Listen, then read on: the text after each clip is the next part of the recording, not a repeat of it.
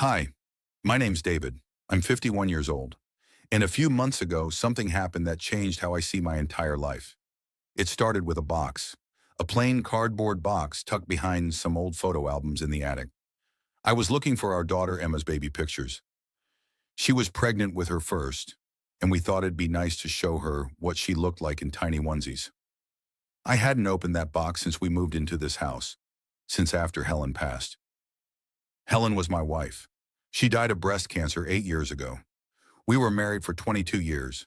She was 44 when she died, still so full of life, still smiling, still making lists and folding laundry and humming along to that Fleetwood Mac song she always loved. You know, people tell you grief gets easier with time. Maybe it does, but it also just settles, like dust, quiet, always there even when you stop noticing. Anyway, that day in the attic, I found a small leather-bound journal wrapped in a scarf. I recognized the scarf. Pale blue floral pattern. Helen used to wear it on breezy days. The journal looked worn, like it had been opened a lot.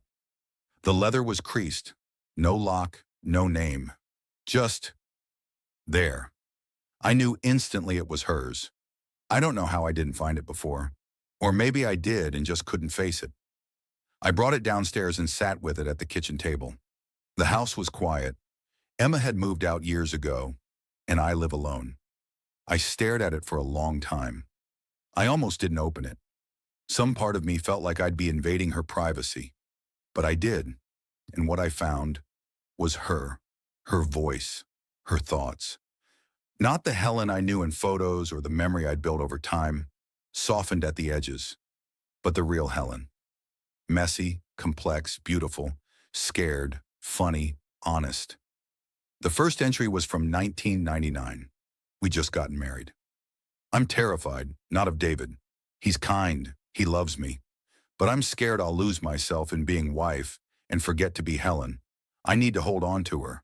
That hit me, because to me, Helen was always solid, calm, like a lighthouse. But here she was, 25, full of uncertainty. She wrote about things I didn't know, fears she never voiced, moments she felt invisible, times she doubted herself as a mother, times she resented me, not in a cruel way, but in that quiet, tired way people do after years of routine. He works so much.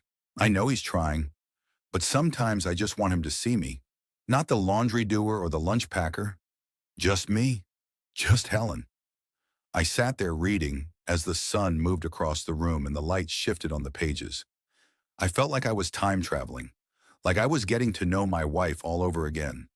There were happy entries too, so many. Ones about Emma's first steps, about how I made her laugh so hard she cried when I tried to make pancakes and set off the fire alarm, about quiet mornings with coffee and jazz and the dog on our laps. But what shook me the most was one entry from just a year before she passed. I'm dying. I know it. The doctor hasn't said it yet, but I can feel my body pulling away. It's strange. I'm not afraid of death. I'm afraid of being forgotten, of David moving on and thinking I was just this good wife who cooked and died. I want him to remember me. I want him to see me. I cried, right there in the kitchen. Big, ugly sobs. I hadn't cried like that since her funeral. I think part of me had sealed off those memories to protect myself, but reading her words cracked it all open. I'd spent years grieving her death, but I hadn't really grieved her.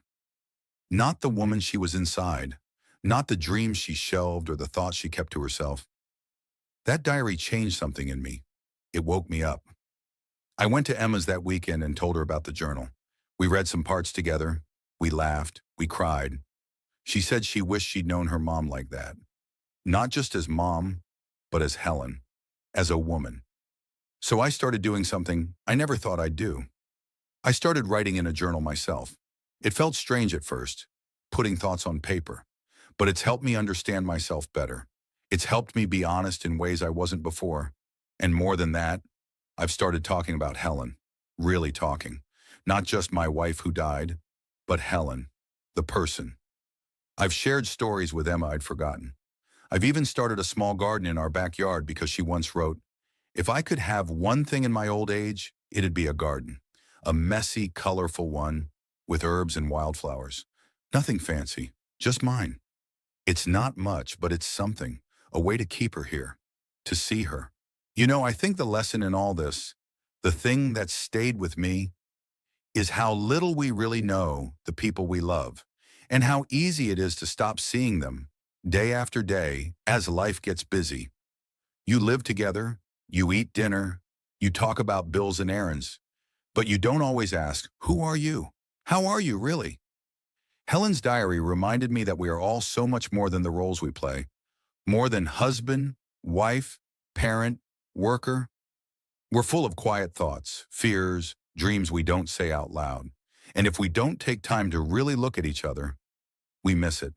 We miss them. So now I try to look at Emma, at my friends, even at strangers.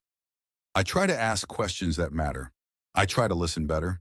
And I try every day to remember that love isn't just about being there. It's about seeing.